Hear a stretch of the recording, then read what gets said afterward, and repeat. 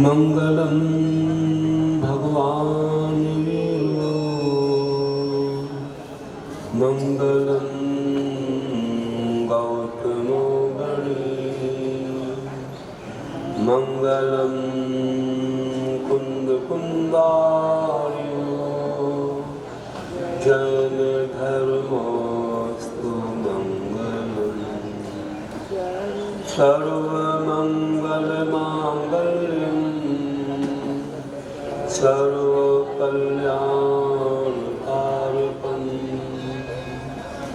प्रधानं सर्वधर्माणां जैनं जयतु शासनं जैनं जयतु शासनं जैनं जयतु शासनं। बोलिए देवादिदेव प्रथम तीर्थंकर श्री आदिनाथ भगवान की, वर्तमान शासन नायक श्री महावीर भगवान की, अहिंसा परमो धर्म की, षोडश कारण महापर्व की, दश लक्षण पर्युषण पर्व की, आचार्य गुरुवर श्री विद्यासागर जी महाराज की जय। बोलो परम पूज्य आचार्य आर्जव सागर जी महामुनिराज की, आचार्य समृद्धि की। धर्मबंधु, आज दशलक्षण महापर्व का तीसरा दिन है। उत्तम आर्जव धर्म का दिन। हमको सरल बनना है, सहज बनना है, अपने अंदर से माया कषाय का विसर्जन करना है। निष्कपट निश्चल प्रति ही उत्तम आर्जव धर्म है। हमारे आचार्यों ने बहुत अच्छा बताया है कि रजोर भाव आर्जव, निजता सरलता का भाव आर्जव है। सरलता जीवन की बहुत बड़ी उपलब्धि है। इससे जीवन बहुत शांत और पावन बनता है। बनावटी जीवन कभी शोभनीय नहीं होता, विश्वास नहीं बढ़ाता, बल्कि भेदभाव को बढ़ा देता है। इसलिए सहज सरल होना अच्छा लगता है। मन में कुछ है, वचन में कुछ है, काया में कुछ है। मन में बहुत सारी आशाएं हैं, लेकिन ऊपर से बहुत सारी बातें ऐसे दिखाते हैं कि मेरे मन में कुछ है ही नहीं, मैं भोला भाला हूँ। इसका नाम आर्जव धर्म है। जो है सो है। तो अपने जीवन को सहज सरल बनाना आर्जव। हमारे आचार्यों ने बहुत अच्छी परिभाषाएं की हैं। हम उन आचार्यों की परिभाषा को याद करके प्रभु से प्रार्थना करते हैं कि गुरु ने जो हमें कुछ दिया है उस जीवन में उतरे, हर पल हर क्षण हम वैसे बने। और वैसे तो महान उत्तम आर्जव धर्म उन केवली भगवंतों में ही होता है। हम लोग तो साधना कर रहे हैं, हमें गुरु ने कहा है तुम्हें ऐसा बनना है, हम उसकी साधना में। कैसा होता है वह धर्म हम याद करें, उन प्रभु ने कैसे बताया। तो गाथा है, कहते हैं कि जो चिंतई न बक्कम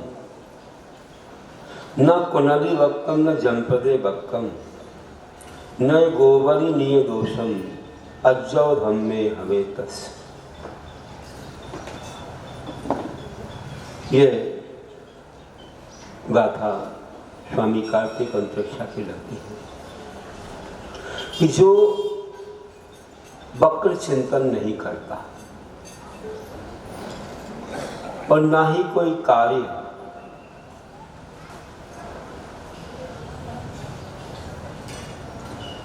जो वक्र चिंतन नहीं करता, कोई भी क्रिया वक्र रूप से नहीं करता और वक्र रूप से नहीं बोलता।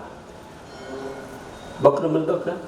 टेढ़े मेढ़ेपन के साथ, मायाचार के साथ, छल के साथ न चिंतन करता है, न क्रिया करता है और न ही ऐसे छल कपट के साथ वह बोलता है। तो ऐसा हुआ आत्मा और इसके साथ में अपने दोषों को भी नहीं छुपाता। बोला नए गोवरी निये दोषम, अपने निज दोषों को जो गुप्त नहीं रखता बल्कि गुरु के सामने कह देता है, प्रभु के सामने भी आलोचना कर लेता है। ऐसा वह महान आत्मा, उसी के पास यह आर्जव धर्म होता है। वैसे तो हर एक आत्मा जन्म से सहज सरल ही होती है, लेकिन बाद में ऐसे कर्मों के उदय से वह वैसी बन जाती है। कुछ संपर्क से बन जाती है, कुछ माहौल से बन जाती है, धीरे धीरे उसमें वक्रता आ जाती है। बालक कितना सहज सरल होता है, जो कुछ होता मन में बोल देता है, कुछ नहीं छुपाता। उसे ये अपने और पराये की कोई बात नहीं है, भेदभाव होता ही नहीं है। क्योंकि जैसे जैसे बड़ा होता है कसाएं प्रबल होती हैं और मान कसाय की वजह से छुपाता है। मान कि मेरे से गलती हो गई, अब मुझे कोई लोग बड़ा नहीं देखेंगे, छोटे रूप से देखेंगे, मेरा मजाक उड़ाएंगे, इसलिए वह छुपाता है। मान कसाय से छुपाता है, इंसल्ट ना हो जाए, मुझे नीची दृष्टि से न देख ले, इस प्रकार की भावना से वह छुपाने लग जाता है। तो ये कसाएं एक साथ चलती रहती है। मान भी है, माया भी कर रहा है, और किसी ने ज़्यादा कुछ छेड़ाछाड़ी की तो क्रोध भी कर लेता है। और लोभ तो मन में रहता ही है, कुछ ना कुछ चाहना रहती है, पदार्थ की चाहना कहो या नाम की चाहना कहो, इनसे चलता है। चारों कसाएं कैसे अपने काम करती रहती है, तो एक आती है तो सब आ जाती है। इसलिए ध्यान रखना है कि हमें प्रत्येक कसाय पर विजय प्राप्त करना है। जैसे क्रोध पर विजय प्राप्त करोगे तो क्षमा आएगी, मान पर विजय प्राप्त करोगे तो मार्ग धर्म आएगा, वैसे ही माया कसाय पर विजय पाएंगे तो उत्तम आर्जव धर्म आएगा। आचार्य कुंद देखने में बहुत अच्छा कहा है। क्या कहते हैं कि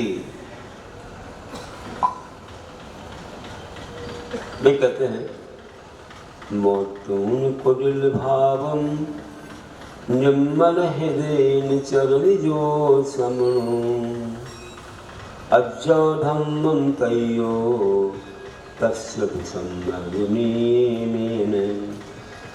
वे कहते हैं कि कुटिल भाव को छोड़कर निर्मल हृदय के साथ जो श्रमण आचरण करता है, उसी के पास यह आर्जव धर्म होता है। नियम से उसके पास इस आर्य धर्म की प्राप्ति होती है, उसी के पास से संभव हो पाता है, किसी और के पास नहीं, क्योंकि ये कुटिल भाव को छोड़ देता है, निर्मल हृदय के साथ जीता है, अपने आप उसके पास ये धर्म आता है और धर्मात्मा लोग भी उसके पास आते हैं, बैठते हैं, शांति को पाते हैं और बहुत अच्छे से उनके लिए सुख की अनुभूति होती है कि देखो यहाँ पर कोई बनावटी जीवन नहीं है, सरल सहज जीवन है, बेफालतू की बातें यहाँ नहीं होती, यहाँ अनावश्यक बातें नहीं होती, आवश्यक है जो आत्मा के लिए कार्यकारी है वही यहाँ पर देखने को मिलता है।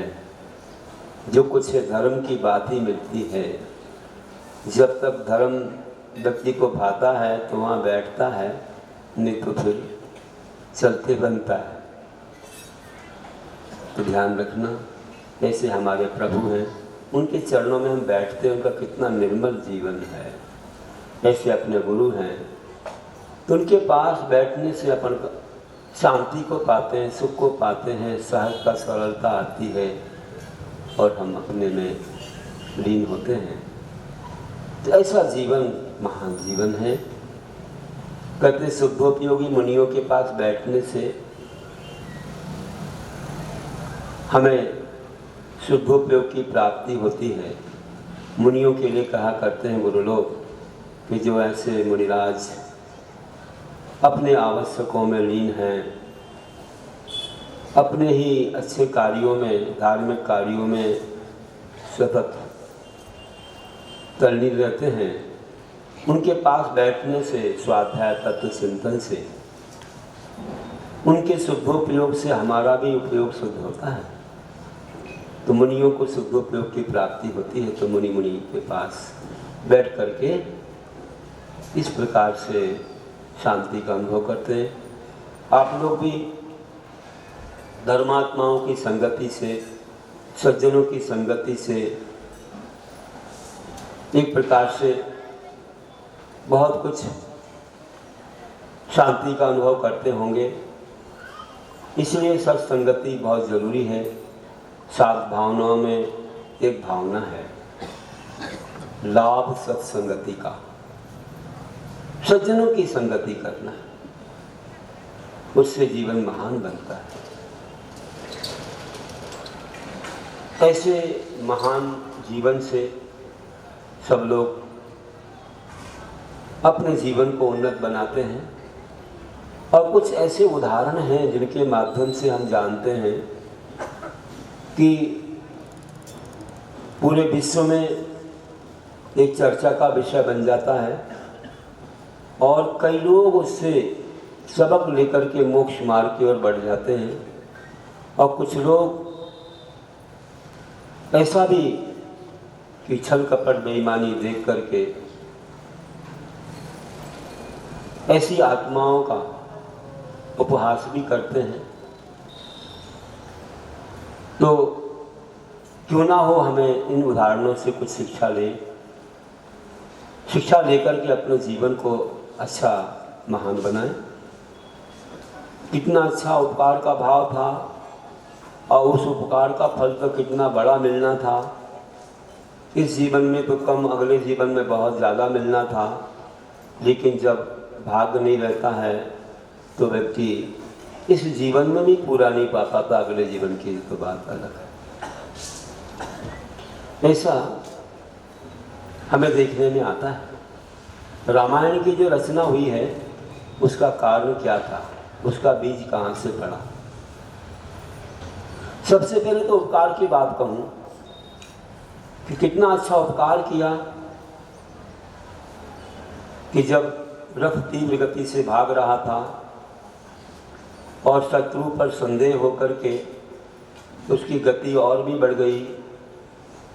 और एक बार ऐसा भी लगा कहीं ऐसा ना हो कि रथ अपनी गति से जो जा रहा है कहीं दुर्घटना न घट जाए। और वास्तव में ऐसा अवसर भी आ गया कि उस रथ के चाक की कील तीव्र गति से चलने के कारण कहीं पर जमीन में गिर गई। देखा ये क्या हो गया, अब क्या होगा, बिना कील का रथ कैसे चले।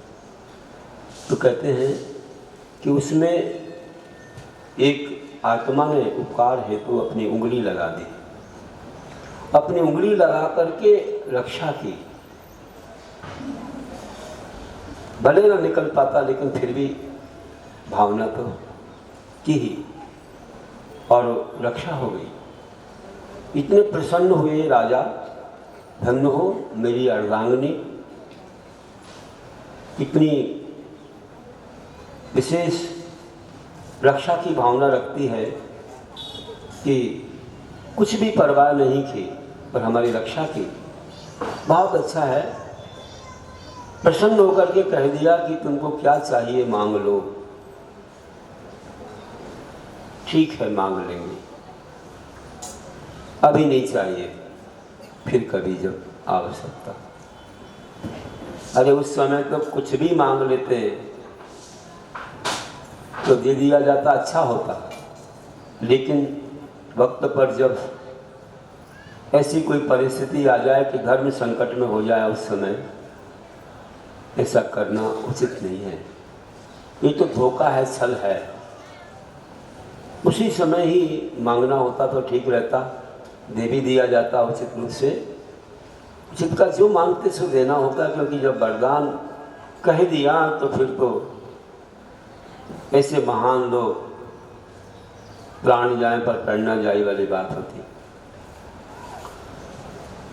तो जब ऐसा एक वक्त आया कि ऐसा लगा कि मुझे अच्छी नजरों से नहीं देखा जा रहा है, लगा था ऐसा, वास्तव में सब था नहीं, क्योंकि किसी ने गंधोदक लाके दिया, राजा को दिया और रानी पास में थी उनको दे दिया। अंत में एक रानी को पहुंचा, उसने सोचा अरे मेरे पास बाद में क्यों आया, सबके लिए पहले दिया, मुझे बाद में दिया।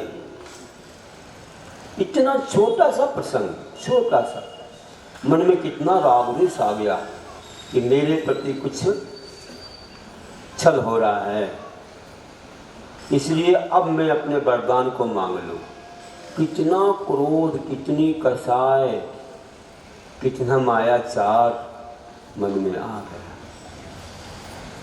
कई बार तो लोग कर्म के उदय में अंधे से हो जाते हैं, उन्हें यही नहीं समझ में आता है कि हम क्या कर रहे हैं, इससे क्या घटेगा, कितने जीवों को कितनी बड़ी बाधा होगी, पूरा जीवन ही बदल गया समझो। और कितने लोगों के लिए कष्ट उठाना पड़ा, रोना पड़ा, और कुछ ऐसे भी दिन देखना पड़े जिन दिनों से लोगों को अशांति हुई और कुछ लोगों का जीवन ही पूरा बदल गया। हर एक कार्य जो होता है उससे कुछ लाभ भी हो जाते हैं, कुछ हानियां भी हो जाती है। कभी कभी लाभ ही लाभ नजर आता है, कभी हानि हानि नजर आती है, और कभी कुछ लाभ और कुछ हानि। यहाँ पर हम मान सकते हैं कि हानि भी हुई, लाभ भी हुआ। तो जब वरदान मांगा गया कि मेरा वरदान दिया जाए, कहा मांगो। कैसा वरदान मांगा। ठीक है, अपने पुत्र के लिए कुछ मांग लेना ठीक है, लेकिन दूसरे के पुत्र के लिए कष्ट में डाल देना बिल्कुल ठीक नहीं है। आदर्श पुरुष हैं, सबके आंखों के तारे हैं, उनके बिना किसी को जीना पसंद नहीं है। ऐसे न्याय प्रिय हैं, मर्यादा पुरुषोत्तम हैं, महान आत्मा। उनका व्यवहार सबको इतना प्रिय लगता है, इतना भाता है कि उनके बिना जीना किसी को नहीं भाता। ऐसे तद्भव मोक्षगामी महानाथ कहा मेरे पुत्र को राज्य दिया जाए, भरत को राज्य मिले, और महान आदर्श पुरुष और राम के लिए वनवास। ये जो मांग लिया, मांग तो लिया, जीव उठाई तलवे से मारी, कुछ नहीं लगा, लेकिन क्या घट गया, क्या घट गया। अरे पुत्र को राज्य मांगना कोई बड़ी बात नहीं है, राज्य तो किसी को देना ही है मुझे, और जिसके जो भाग में है मिल जाएगा, उसमें बात नहीं। लेकिन ये क्या हो गया कि राम इतने आदर्श हैं जो सब कुछ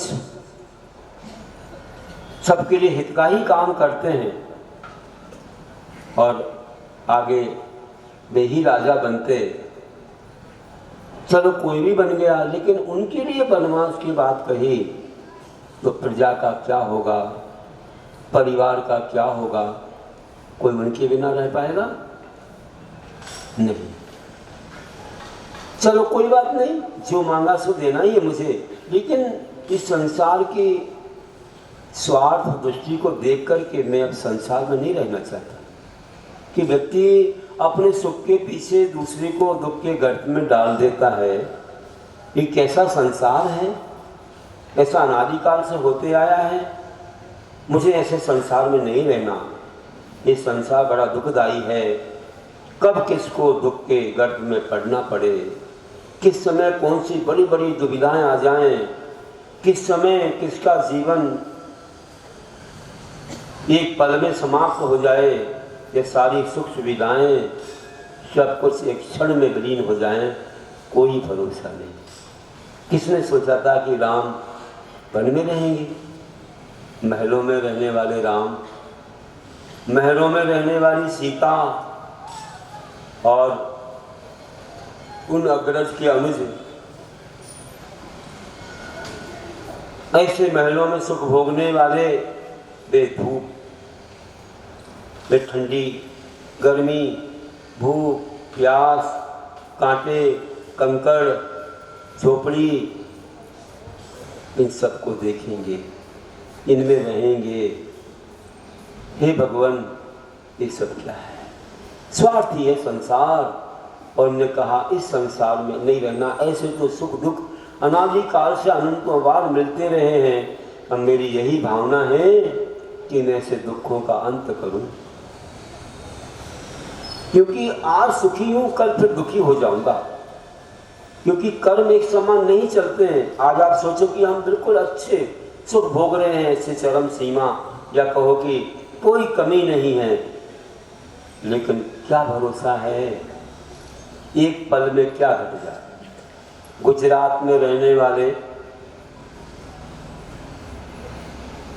और अच्छे से बड़ी बड़ी बिल्डिंग, इमारत, बड़े बड़े व्यापार और सब कुछ,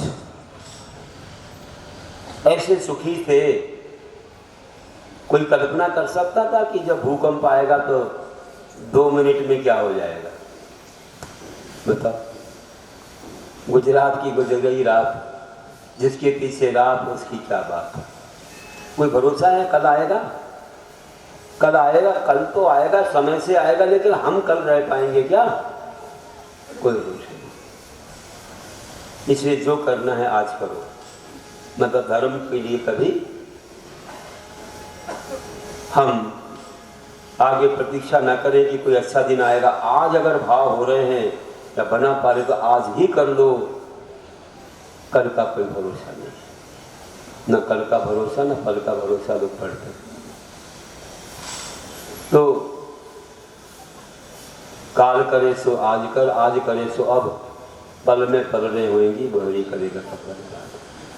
इसलिए बंधुओं, हमें प्रतीक्षा नहीं करना है, बस अच्छे भाव हो रहे हैं तो आज ही कर लो धर्म, आज ही बढ़ जाओ आगे। आगे का मत देखो कि कौन सा दिन कैसा आ जाएगा, मन की मन में रह जाएगी और हम कुछ नहीं कर पाएंगे। क्या हमारा स्वास्थ्य, क्या हमारा जीवन, कौन सी घटना, कौन सा क्या चालू हो जाए मालूम नहीं। एक व्यक्ति को दीक्षा लेने का भाव था, पत्नी कहती थोड़े दिन और अभी रुक जाओ, थोड़े दिन तो रुक जाओ, थोड़ा हमारा कुछ काम और हो जाए।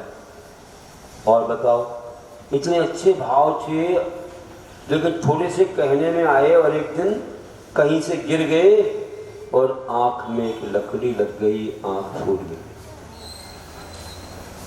आंख फूट गई, अब दीक्षा कैसे लेंगे? हो गया।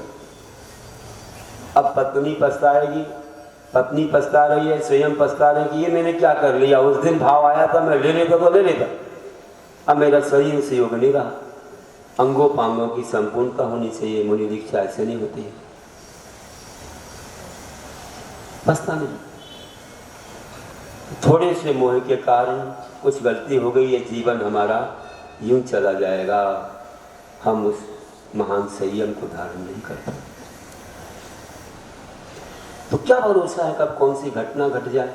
बहुत लोगों का होता है, मन था आगे बढ़ने का, कोई घटना घट गई, कोई महारोग आ गया, कुछ भी हो गया, तो फिर रह जाते हैं और अपने जीवन को यूं ही ये अनंत जीवन के समान गवा देते हैं। इसलिए उन्होंने कहा कब क्या घटना घट जाए मुझे नहीं मालूम। अब मुझे सचेत कर दिया इस घटना ने, और तुरंत वरदान देकर के उन्होंने राज्य का ही त्याग किया, घर का, परिवार का, सब भोगों का, विषयों का सब कुछ त्याग कर दिया और मुकुट रख करके, अलंकार उतार करके जंगल की ओर चल दिए। आप कहाँ जा रहे हो, क्या कर रहे हैं आप, क्या हो गया आपको? देख लिया संसार, जिसके ऊपर इतना भरोसा था कि कभी मुझे ये आत्मा कष्ट नहीं देगी, मेरी अर्धांगिनी है, मेरे लाख कोई अपराध हो जाए, दोष हो जाए तो भी ये ध्यान नहीं देगी, लेकिन इसने तो मुझे ऐसा सबक दे दिया, इतना बड़ा पत्थर जैसा मेरे हृदय पर खड़ा है, अब मैं इस संसार में नहीं रहना चाहता हूँ, चलो। चल दिए और जाकर के जंगल में दीक्षित हो गए। एक पुत्र और कहता है कि आप ऐसे जा रहे हो और मैं भी देख रहा हूँ इस संसार में कि ऐसा जो मांग लिया, भले मेरी माँ क्यों ना हो, ऐसा बड़ा धोखा किया है, आदर्श पुरुष के लिए वनवास मांगा है, मैं तो राज्य के लायक ही नहीं हूँ, इतने महान आत्मा के सामने कुछ सीख रहा हूँ, उनके लिए वनवास, मुझे राज्य इसके लायक भी नहीं हूँ, वो वनवास क्यों? ऐसी माता के लिए भी धिक्कार है, नहीं चाहिए ऐसा परिवार। मैं भी दीक्षा लेने जा रहा हूँ। वे भी दीक्षा को जाने लगे, लेकिन राम ने सुना, अरे ये क्या बात है? उन्होंने कहा देखो, तुम बड़ा मानते हो तो बड़ों के अनुसार कुछ काम तो करो। पिता गए, उनको नहीं समझा सकता मैं, उनको क्या समझाऊं, बड़ों को क्या समझा सकता हूँ, लेकिन तुम छोटे हो, मेरी बात मानो, मेरी आज्ञा मानो। उनने मुझे आज्ञा दी, पिता ने, मैंने मान ली, तो मेरी आज्ञा मानो। बड़े भाई पिता तुल्य होते हैं, क्या आज्ञा मानना है बताइए। मेरी यही भावना कि तुम्हें दीक्षा लेना है तो अवश्य लेना, लेकिन मेरी आज्ञा मानो, मैं अपने पिता की आज्ञा मान रहा हूँ, तो मेरी आज्ञा मानो कि तुम यहीं पर रहो, जब तक मैं वापस ना आऊँ तो राज्य करो। आपके बिना हम कैसे रह सकते हैं, एक पल भी नहीं रह सकते। नहीं, बस समझना कि मैं साथ में हूँ तुम्हारे, मैं तुम्हारे साथ में हूँ। ठीक है, आपकी आज्ञा है, लेकिन जब आप वापस आएंगे मैं एक पल भी यहाँ नहीं रहूँगा, फिर मुझे मत रोकना, बिल्कुल भी नहीं रोकूंगा। तो ठीक है, हम आपके चरणों का ध्यान करते हुए यहाँ बैठेंगे।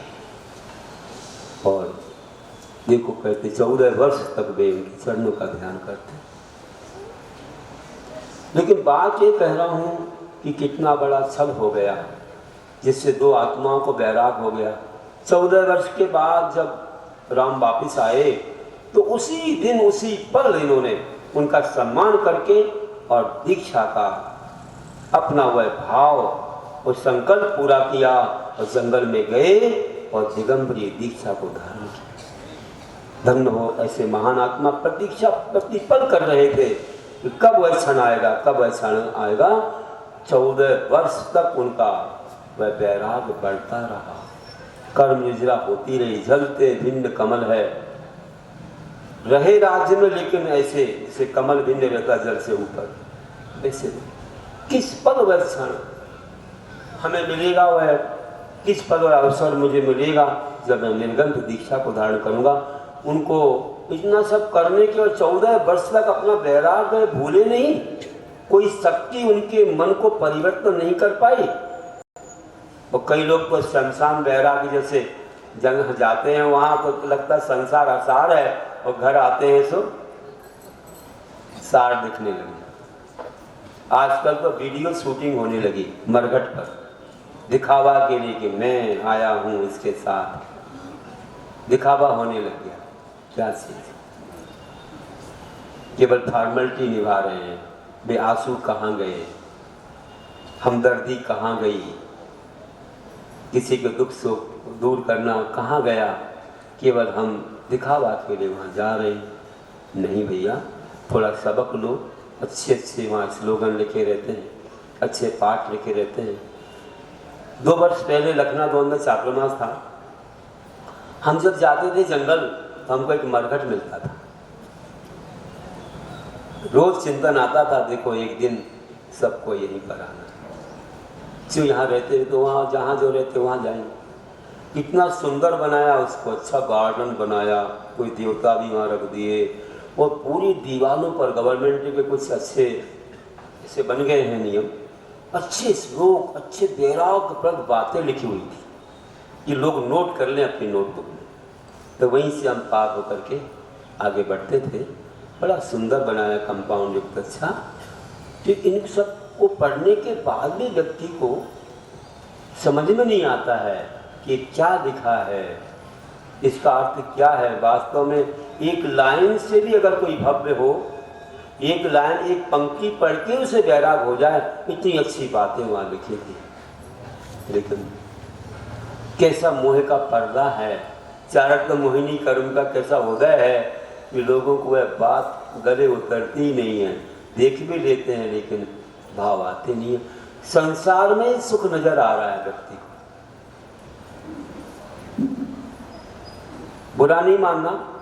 जिसको संसार में सुख नजर नहीं आएगा वो व्यक्ति उठ करके गुरु के पास आ जाएगा, कहीं भी गुरु होंगे वहां चला जाएगा, और कितना भी 3 लोग की संपदा भी कोई दे तो उससे नहीं लुभा पाएगी, अच्छी नहीं लगेगी, और गुरु चरणों में आकर के और दीक्षा को निवेदन करेगा, उसे कोई संपदा लुभा नहीं सकती। जिसको अभी तक संसार से डर नहीं लगा, उसे लग रहा है इसमें सुख है, सुख है, सुख है, आगे मिलेगा मिलेगा मिलेगा, तो जीवन पूरा वह बिता देता। फिर भले अंत में पछता है तो शक्ति न रहे, या अगले भाव में पछता है, कर्म ऐसा तीव्र होता है बंधु। तो जिसको एक बाहर आ गया कि संसार में सुख है ही नहीं, अभी आशा है लोगों को नहीं मिलेगा, कब मिलेगा, अब 1 दुकान 2 दुकान हो जाएंगे तब मिलेगा। अच्छी बड़ी नई बिल्डिंग बनाना है तो हमारे पिताजी का घर पुराना, हम नया वाला बनाएंगे, नई फैक्ट्री खोलेंगे, अच्छा बैंक बैलेंस बनाएंगे, अच्छे सुख साधन लाएंगे, विदेशी चीज़ें लाएंगे, इंपोर्ट कार लाएंगे, बढ़िया बढ़िया और भी कई चीज़ें लाएंगे, ऐसी ऐसी चीज़ें लाएंगे। हमारा बेटा देखो शहरों में रहता, बोलता है अच्छी अच्छी चीज़ें मिलती हैं पिताजी, ऐसी बढ़िया बढ़िया चीज़ें हैं, अपने पापा को बताता है सब कुछ घर में आएंगी, बहुत आशा है जीवन के अंत तक सब कुछ देख लूँगा मैं। क्या देख लोगे, सब कुछ आ गया, उसने भेज दिया, लेकिन अपना बेटा ही अपने पास नहीं आ पाया। जब बीमार पड़ गए तो कहता है टिकट नहीं मिल रहा है, समय नहीं है, मैं छोड़ के नहीं आ सकता, मुझे इतना सुख है वहाँ आके क्या करूँगा, आपको तो सब दे दिया, आप भोगते रहो। तब कैसा लगता है इन सामग्रियों से क्या होने वाला है, ये सामग्रियाँ क्या कर लेंगी, क्या मेरे साथ जाएंगी, मेरे दुख दर्द को दूर कर देंगी? कुछ नहीं। जब वेदना होती है ऐसा तड़पता है व्यक्ति, ये सामग्रियाँ कुछ नहीं कर पाती हैं। मेरा पुत्र ही मेरे सामने नहीं, उसको मैंने खिलाया पिलाया नहाया धुलाया, इतना बड़ा किया, सब कुछ कर दिया, लेकिन वह कहता मुझे समय नहीं है, मैं नहीं आ सकता, इतना बिजी हूँ, बिजी लाइफ है मेरी, एक मिनट कुछ समय नहीं है। जो कुछ हो हम पैसा भेज देते हैं, कोई नौकर काम कर ले, कर ले, वो कर ले, या कुछ हो गया तो बस हॉस्पिटल में भर्ती करा दो या फिर स्वाहा करो, यहीं से टाटा हलो हलो हो गया, उसको समय नहीं है। तो तुमको कैसा लगता है कि ये सामग्री किस काम की है? जो चेतन आत्मा मेरे पास नहीं आई, मैंने सब कुछ किया, धन वैभव से क्या होता है? तो जो धर्म था उसको तो मैंने बुला दिया, सोचा मुझे सुख मिलेगा पुत्रों से, सामग्री से, लेकिन किसी में नहीं मिला, तो यही पड़े रह गए। अरे होता तो बड़े बड़े तीर्थंकर क्यों त्याग करते, चक्रवर्ती क्यों त्याग करते, उनका वैभव कौन सा साथ में चला गया? नहीं। तो बंधुओं, राम जैसे महान आत्मा को भी अपना वैभव छोड़ना पड़ा। जब कर्म का उदय आता है तो देखो कैसे वरदान के रूप में किस प्रकार का कर्म उदय आया कि उन्हें पिता की आज्ञा से जंगल में जाना, और फिर और कर्म का उदय आया कि सीता का हरण हो गया। फिर और कर्म का उदय आया कि सीता को घर में नहीं रख पाए, जंगल में छोड़ना पड़ा, पर घर में जाके आई। लव कुश की उत्पत्ति वहां हुई, अपने पुत्रों को स्नेह नहीं दे पाए, उनके साथ युद्ध कर लिया। ले पुत्रों से युद्ध कर रहे। और कर्म का उदय हनुमान ने साथ छोड़ दिया, चलो हनुमान पुत्रों के तरफ हो गए। ये क्या हो गया? कभी सोचा ही नहीं था कि हनुमान मेरे साथ ऐसा करेंगे। और धक्का लगा उनको, धक्का लगता ही जा रहा है। हार हो रही थी, फिर हार नहीं होने दी, कोई बात नहीं, लेकिन ध्यान रखो इतनी शक्ति थी, हनुमान ही बीच में कूद पड़े। नहीं, ऐसा नहीं करना है। अपने पिता है, उनको मालूम पड़ा पिता है, ऐसे पिता है, मां को जंगल में छोड़ा, ऐसे बोल रहे थे लव कुश, ऐसे पिता है। लेकिन नहीं, इसमें बड़ा रहस्य है। उनको समझाया और कोई कारण नहीं था, पर घर में आई नारी को अपने महल में रखेंगे तो फिर ऐसा ही हो जाएगा कि कहीं भी कोई चला जाए अपने घर में रख लो, सीलबंद होती है नारी। उन्हें विश्वास था, लेकिन जनता को एक गलत सबक ना मिले, इसलिए उन्होंने जंगल में रखा। अब तो घर में आने का मौका मिलेगा। अग्नि परीक्षा अब सीता को भी लगा, और एक तो हरण हो गया, एक तो जंगल में भेज दिया, और फिर इसके बाद अग्नि परीक्षा हो रही है। चलो कोई बात नहीं, स्वार्थी है संसार। और कहा, हे अग्नि, अगर मैंने अपने सील में दोष किया हो तो मुझे भस्म कर देना, और अगर मेरा जीवन रहा तो मैं संयम को धारण करूंगी, मैं संसार में नहीं जाऊंगी। कूद गई वह, और वहां तो देवों के आसन कंपा आ गए, उठा लिया ऊपर, जल भर दिया, पूरा जल ही जल, कमल खिल गए, और आसन पर बैठा करके प्रातिहार्य किए, जय जयकार किया। धन्य हो, ये क्या हो गया? पूरा सागर सा लहरा गया। मंदिर में चित्र देखते हो, हम तो रोज देखते हैं, हम ऐसे बैठते हैं रोज, वो सीता का चित्र हमें नजर आता है। राम खड़े हैं, उन पर छत्र लगा है, लक्ष्मण खड़े हैं, और छोटे छोटे वे लव कुश भी खड़े हैं वहाँ। देखा आपने? सब लोग देखते हैं, मंदिर में बना है उत्तर साइड में, कितना अच्छा लगता है। मैं तो रोज दृष्टि डालता हूँ कि देखो क्या जीवन है, कैसे कमल पर बैठ गई सीता। उस समय के मन में क्या चिंतन आया? अब सब मनाते हैं, चलो आजा वाणी के ज्ञान ते सूझे लोका दो, सो वाणी मस्तक धरो सदा देत हूँ धो। हे जिन वाणी भारती माँ, तो हे जपो दिन रे, जो तेरो शरणागत है।